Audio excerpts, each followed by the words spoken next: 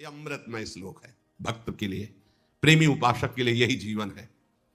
ये सब साधन मार्ग हैं, पर ये हर संप्रदाय के, हर साधना के उपासक के लिए ये अमृतमय श्लोक है। भगवान इस श्लोक में बोले हैं सुलभा, मैं बहुत सुलभता से उसको प्राप्त हो जाता हूं। जैसे महाप्रभु बोले क्यों न बिन कष्ट रस सिंधु को पीजिए, तो कह रहे तस्याहम सुलभा, मैं उसके लिए सुलभ हूं। सुलभ माने बिल्कुल सहजता से प्राप्त हो जाता हूं।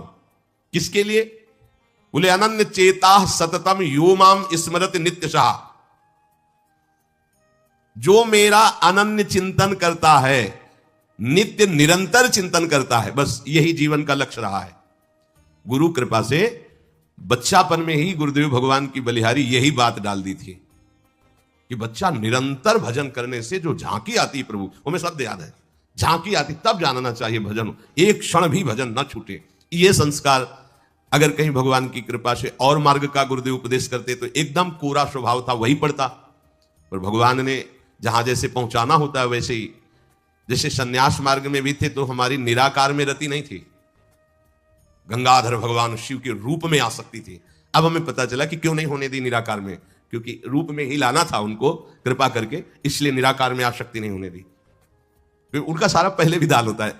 गुरुदेव भगवान ने ये पिताश्री से कहा, पिताजी आए और कहा कि ये लड़का बाबा बनना चाहता है स्वामी जी।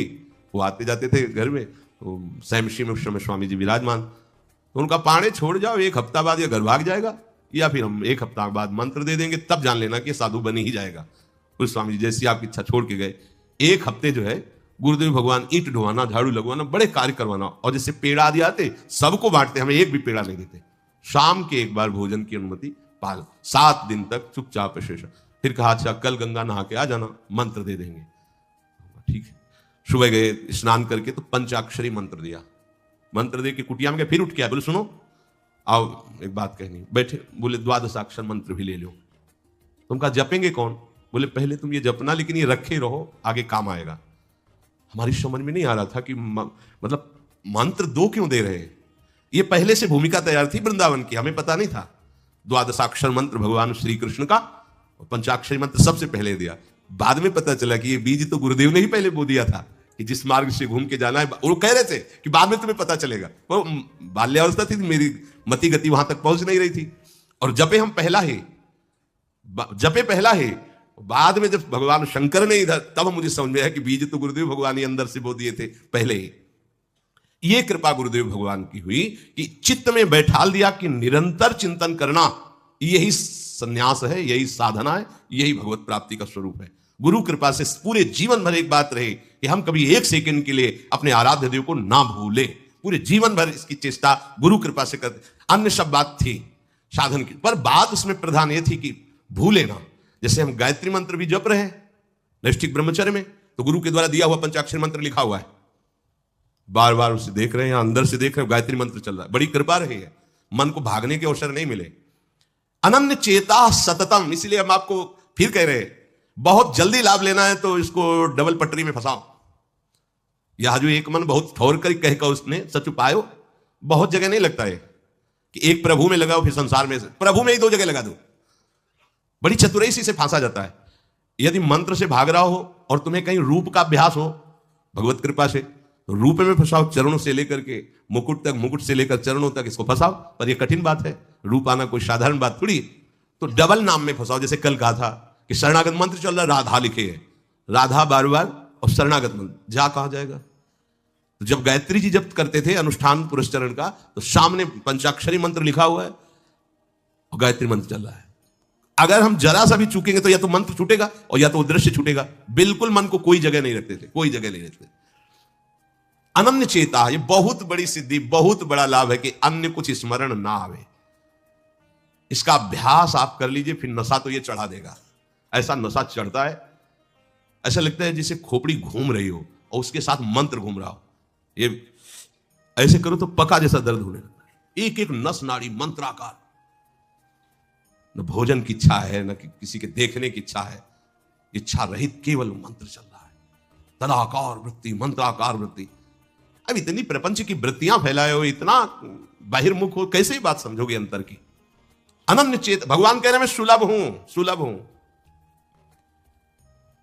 काशी में प्रतिदिन ये होता, आज महादेव जी साक्षात आएंगे, सुबह से तैयारी हो जाती थी, आज महादेव जी आएंगे। घाट में ही रहते थे, पंडों की छतुरी के नीचे तपती हुई धूप, तो घाट में धूप ऐसे ज्वाला सी लगती थी, और छोटी सी छतुरी, उसी के नीचे दोपहर रात्रि वहीं 2 बजे तक तो तपती थी फर्श, और 2 बजे के बाद स्नान करके महादेव जी विश्वनाथ जी पहुंच गए। बस रोज आज मिलेंगे, आज तो निश्चित मिलेंगे। एक दिन इतना आनंद था कि आज तो बस आ ही रहे हैं, ऐसा आ ही रहे हैं। जैसी भावना करोगे, जा पर जाकर सत्य सने हो, श्रोत मिले न कुछ संदेह हो। भयंकर जटाओं का बोझा ऐसे, इतना बड़ा हाथ में त्रिशूल लिए, देखा दोपहर में नग्न पैर से आ गए। अब अपने जो जहां पागल हुए उसको दिखाई, साष्टांग दंडवत, मौन, कुछ बोले नहीं उससे। हम तो बस वैसे स्तब्ध, जैसे कोई जड़वत। बाद में विचार आया, इसका मतलब क्या था? मैं ही मैं हूं, दूसरा कोई नहीं है। अलग से देखने की भावना मत करो, कण कण में मैं विराजमान हूं। एक दिन भाई जी के प्रति बहुत आकर्षण जब था, तो एक स्वप्न देखा कि स्वप्न में हम भाई जी से पूछ रहे कि मुझे श्री कृष्ण की प्राप्ति कब होगी। इसके बाद की बात, भाई जी ने ऐसे चश्मा करके ऐसे देखा, राधा बाबा बगल में बैठे, और कहा जब श्री कृष्ण बन जाओगे तब श्री कृष्ण की प्राप्ति होगी। जगने पर, बहुत विचार करने पर फिर यह कि श्री कृष्ण बन जाओगे, भाई जी का तात्पर्य क्या था? तब समझ में आ गया। मन कृष्णाकार, बुद्धि कृष्णाकार, चित्त कृष्णाकार, अहम कृष्णाकार, तब कृष्ण साक्षात्कार हो गया। नित्य युक्तस्य योगिनः तस्याहं सुलभा पार्थ नित्य युक्तस्य योगिनः। नित्य युक्त हो गया, जिसका चित्त प्रभु को छोड़कर किसी भी भोग भूमि में, किसी भी ऐश्वर्य में, किसी भी सिद्धि में, जैसे किसी को लगता है कि ये चमत्कार दिखाना, कोई भी चमत्कार दिखाना बहुत कठिन बात है। अगर भगवत दर्शन का लक्ष्य ना हो, भगवत प्राप्ति का लक्ष्य ना हो, तो कोई भी चमत्कार ऐसे करने में है कोई बहुत बड़ी बात मत समझ। बस ये है कि इधर अगर स्वीकार किया तो उधर गेट बंद हो जाएगा, इसीलिए पिट जाते हैं, गाली सुन लेते हैं महात्मा जन, लेकिन प्रयोग नहीं करते अपने भजन का और प्रभु के पास जाते हैं। ऐसा ना समझे ना कि चमत्कार पीछे घूमते हैं। केवल बस एक बात है कि अगर इधर लगे तो उधर का गेट बंद हो जाएगा। तो इतनी दुर्लभ बात बनने जा रही है, किसी को प्रमाणित करने के लिए कि हम महात्मा, हम भजनानंदी, हम चमत्कारी है, अपना गेट बंद करवा ले तो मूर्खता ही होगी ना। यहां क्या होगा? वाह वाह हो जाएगा, बस उसके आगे क्या होगा? फिर वही प्रपंच। तो ये जो ब्रज के महात्मा है, जो भगवत प्रेमी महात्मा है, जो भगवत प्राप्त करने वाले हैं, इनके अंदर चमत्कार के बाप की सृष्टि होती है। ये चमत्कार बहुत ऊपर होते हैं। ये नहीं सोचना चाहिए कि इनमें भजन होता तो उसने 2 थप्पड़ मारे भस्म कर देते। भजन का जानते हो, भजनानंदी का 2 थप्पड़ मारा है, तुम्हें निश्चित भगवान की प्राप्ति हो, तुम्हारा कभी अमंगल न हो, भगवान तुम्हारे परिवार को भी सुखी रहे, और तुम आजीवन स्वस्थ रहकर पवित्र बुद्धि के द्वारा भगवान को प्राप्त। ये महात्माओं का बल होता है। महात्माओं के बल थोड़ी होता है किसी ने गाली दिया, मार दिया, जा भस्म हो जा। ये भस्मासुर थोड़ी होते महात्मा है भाई, भस्म कर दिया, नष्ट नहीं। साधुते हो न कारज, तब भगवान उनके अधीन होते हैं। ये चमत्कार, ये ना सोचो कि भजन करते होते तो फिर चमत्कार, या ये गाड़ी घोड़ा रुपया पैसा चमत्कार, ये पापियों के पास भी है। ये तो प्रारब्ध का खेल है, प्रारब्ध बदला, ऐसे से ऐसे हो गया, इनका कोई महत्व नहीं है। महत्व है नित्य युक्तस्य योगिनः। तुम्हारा चित्त निरंतर आराध्य देव में युक्त है कि नहीं? किसी भी ऐश्वर्य, किसी भी भूमि, किसी भी पद का कोई भी संबंध, आश्रय, चिंतन नहीं। ये हुआ आनंद चेता। जैसे पतिव्रता स्त्री का मन केवल पति के ही सुख में निमग्न रहता है, पति का चिंतन, पति की बातें, पति वो उसी में मगन रहती है। पति के सिवाय उसके मन में अन्य किसी पुरुष का राग पूर्वक चिंतन कभी होता ही नहीं। जैसे शिष्य का गुरु के सिवाय कहीं चिंतन नहीं होता। पतिव्रता पत्नी का मन, प्राण, तन सब पति के ही सेवा में, चिंतन में, मनन में। जैसे शिष्य का गुरु के ही तन, उनकी सेवा में मन, उनके आज्ञा के पालन करने में एक एक चेष्टा गुरु की प्रसन्नता के लिए। कोई दूसरा इष्ट शिष्य का होता ही नहीं है। शिष्य का कोई दूसरा इष्ट नहीं होता। ऐसे शिष्य को अपने गुरुदेव में ही भगवान का साक्षात्कार हो जाता है। क्योंकि पर्दा हटा तो देख लिया कि प्रिया प्रीतम मुस्कुराते हुए बैठे। श्री भट्ट देवाचार्य जी के पास जब हरिव्यास देवाचार्य जी आए तो कहा, भगवान हम शिष्य बनना चाहते हैं। तो उनका, तुम्हें हमारी गोद में कुछ दिखाई दे रहा है? तो कहा, ऐसा हमें कुछ तो नहीं दिखाई दे रहा है। तो उनका, फिर अभी तुम जाओ गिरिराज जी की 12 वर्ष परिक्रमा करो, राधे राधे बोलो 12 वर्ष। ऐसा ही किया। 12 वर्ष बाद फिर आए, अब कुछ दिखाई दे रहा है? बोले, भगवान कुछ नहीं दिखाई दे रहा। बोले, जाओ फिर 12 वर्ष करो। कह रहे कि जो शिष्य है गुरु के सिवा और कोई इष्ट नहीं है, उन्हीं का चिंतन, उन्हीं की आज्ञा, तो वहीं उसको साक्षात्कार हो जाता है। जब 24 वर्ष बाद आज्ञा पालन करके आए तो देखा प्रियालाल गोद में, बोले आप कुछ दिखाए? हाँ। बोले प्रियालाल महाराज जी विराजमान है, आओ। वही महावाणी के रचयिता श्री हरव्यास देवाचार्य जी गुरु आज्ञा में एक कदम पीछे ने 24 वर्ष गिरिराज जी की परिक्रमा, राधे राधे, आए नहीं जब तक आज्ञा पालन नहीं हुई। आज्ञा पालन साक्षात्कार करने के बाद मंत्र दीक्षा दी। आज्ञा पालन का फल भगवत साक्षात्कार। जो अन्य तरफ मन ले जाता है, अन्य तरफ अपना भाव ले जाता है, वो अनन्य चेता नहीं कहलाता है। अनन्य चेता को भगवान सुलभ हो जाते हैं। सततम योमाम स्मृति नित्यशः। सततम का अर्थ होता है जब आप होश में हैं तो आपका मंत्र या नाम चल रहा हो। नींद खुली, आप जप नहीं रहे, आपको ऐसा मंत्र जपना, ऐसा नहीं, चल रहा है। तो सोते में भी चल रहा है। जब आप नींद में गए तो आपका मंत्र चल रहा था, आप सुषुप्ति में हो गए पर आपको पता नहीं। जब जगो तो आप देखो चल रहा है कि नहीं चल रहा है। अगर चल रहा है तो चल रहा था, नहीं चल रहा तो फिर सतत नहीं था। उसका कारण आपने सोते समय भजन नहीं किया। यह भी गुरु कृपा से पहले ही सिखा दिया गया था कि जब तक गाढ़ नींद ना आवे तब तक आसन में बैठ के मंत्र जप करो, जब आ जाए तो लेट जाओ, मंत्र का ही चिंतन करते हुए सो। तो उसी प्राय उपासक जो भजन करते हो अनुभव करते होंगे, जगते ही मंत्र चल रहा है। सैकड़ों बार तो ऐसा अनुभव हुआ कि हम सो ही रहे हैं पर आसन में बैठ गए। जब चेतना आई तो देखा है कि मंत्र चल रहा है, आसन में बैठे हैं। अभ्यास बहुत बड़ा बल मतलब अभी नींद खुली नहीं, आसन में बैठ गए। बिल्कुल कभी भी जीवन में मतलब 10-5 मिनट का अंतर तो कह सकते हैं, लेकिन ऐसा नहीं कि आधा घंटा 1 घंटा का अंतर कभी जीवन में पड़ा हो। और वो अलार्म कभी जीवन में लगाया नहीं है। गंगा किनारे कहां अलार्म। अभ्यास बहुत बड़ी ताकत होती, बहुत। आप सोचो अभ्यास नहीं तो नेत्र खोल के भी निशाना नहीं लगा सकते। अभ्यास है तो शब्द पे गोली मार देगा, आवाज हुई ठीक वही गोली लगेगी। अभ्यास बहुत बड़ी ताकत होती है। अभ्यास इतना भजन का। सततम योमाम स्मृति नित्यशः, बहुत कठिन लग रहा है, पर एक बार मन पकड़ लेगा तो बहुत आनंद आएगा। कैसी कैसी आनंद वृत्तियां होती हैं निरंतर भजन करने वालों की। दूसरे की जरूरत नहीं, अपने आप में नाचता है, अपने आप में बातें करता है, अपने आप में हंसता है, अपने आप में खेलता है। उसे किसी और की जरूरत नहीं होती। वो अपने आप, जो आप है ना, वो अपने आप से खेलता है, अपने आप में हंसता है, अपने आप से बातें करता है।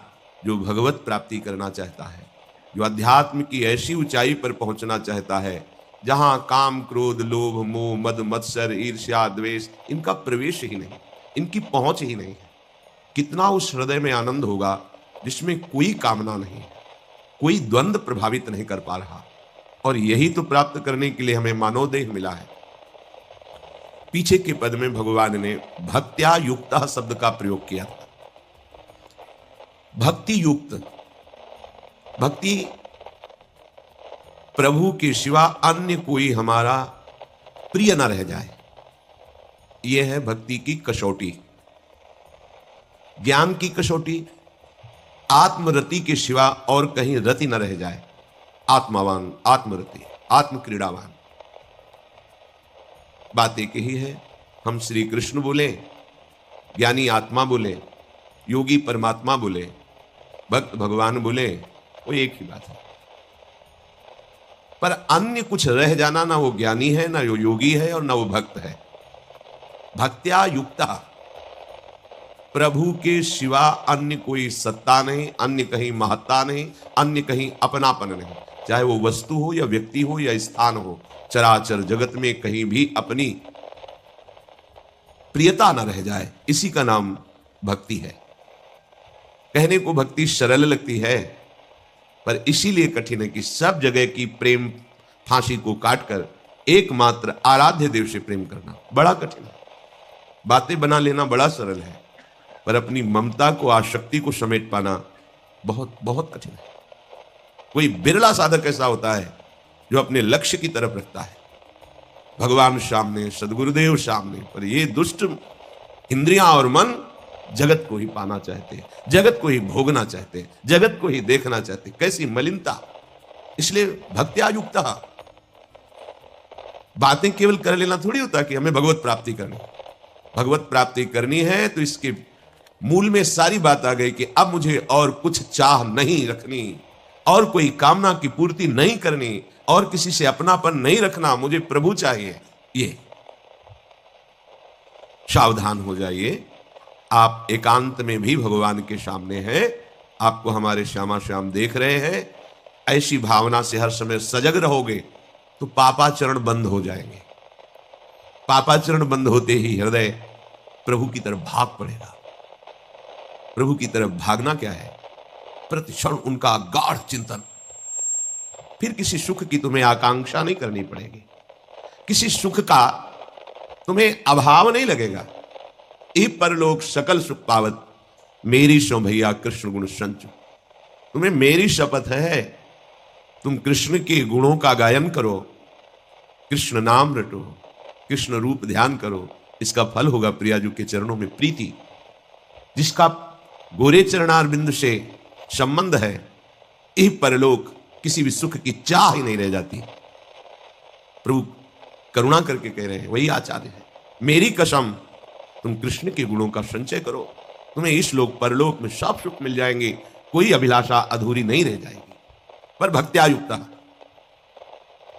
अन्य संबंध, अन्य महत्व बुद्धि, ये कलंक है हमारी भक्ति में। नहीं समझ रहे? चाहते हैं सुख, चेष्टाएं और चिंतन, दुखालयम अशाश्वतम। कैसे मिलेगा? चाहते हो अविनाशी पद और भोग दृष्टि रखते हो विनाशी की, प्रियता रखते हो विनाशी की, गाढ़ चिंतन करते हो विनाशी भोगों का, कैसे अविनाशी पद का अधिकार प्राप्त होगा? अरे तुम्हारा स्वरूप ही अविनाशी है। विस्मृत होकर भोगों में लगने से ही ये तुम्हारी दुर्दशा हुई है। भक्त्यायुक्ता, अपने हृदय को भक्ति से युक्त करो। आराध्य देव की शिवा और कहीं चिंतन न जाए। अभ्यास योग युक्तेनो चेतसा नान्यगामिना। स्पष्ट कह रहे हैं प्रभु, परमं पुरुषम दिव्यम याति पार्थान चिंतये। निश्चित परम पुरुष दिव्य, उस परमात्मा की तुम्हें अनुभूति होगी, उसका साक्षात्कार हो जाएगा।